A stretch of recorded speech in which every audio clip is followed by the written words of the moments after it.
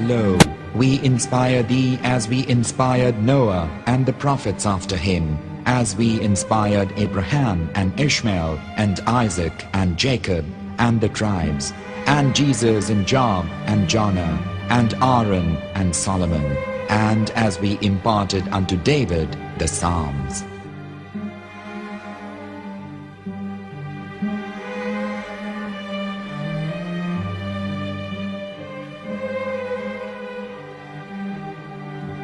The verse we've just heard is from chapter 4 of the Quran. In the verse, God is affirming to humanity that Muhammad is indeed the recipient of a divine guidance, just as Noah, Abraham, and the rest of the prophets. However, some Christians and Jews today don't believe that Muhammad was a prophet and the covenant that God made with Abraham.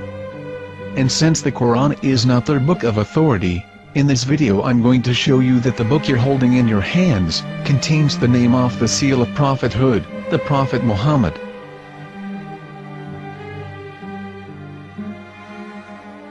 As known, the Old Testament was preserved in the Hebrew language. In the 5th chapter of the Shir HaShirim, which is one of the 5 Megillat or sacred scrolls that are part of the Hebrew Bible, or for short the Song of Solomon, as Christians know it today. That chapter is discussing someone. Jews will say it is discussing Solomon, while Christians will say it is discussing Jesus. Considering this is the Songs of Solomon, it would seem logical that it is discussing Solomon.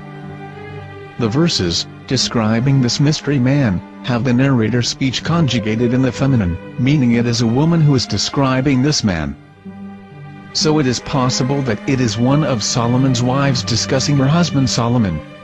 However, Christians assert that Jesus is being discussed, and that the chapter is describing a man who was not yet alive at that point. A prophecy.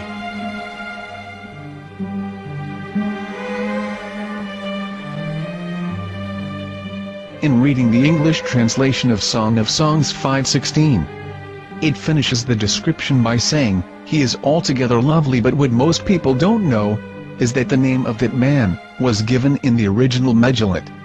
Here is verse 16, and how it is written in ancient Hebrew, before introducing the vowels, in the 8th century. From the Hebrew Bible, on scripturetext.com.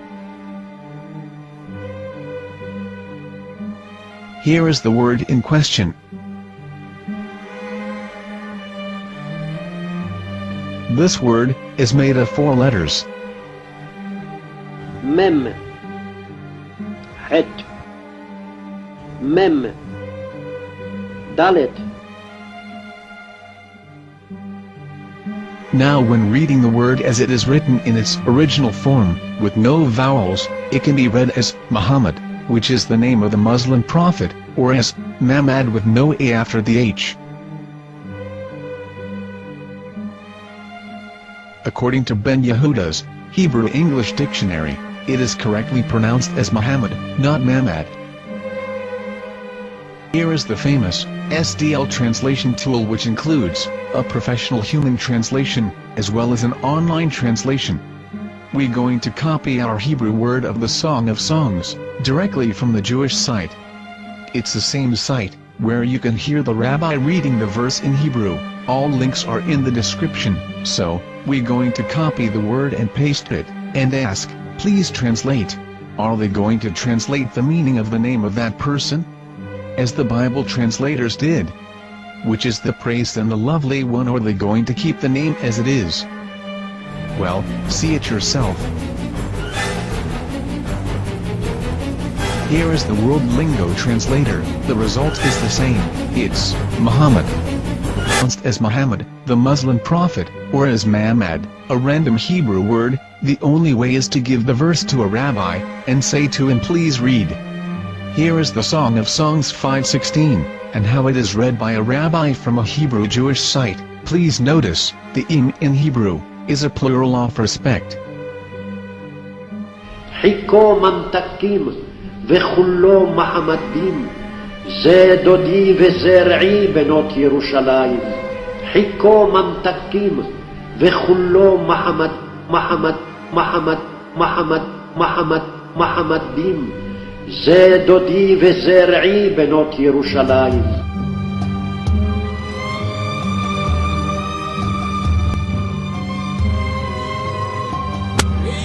Coming out from the darkness, there are no other gods but God, and Muhammad is his messenger.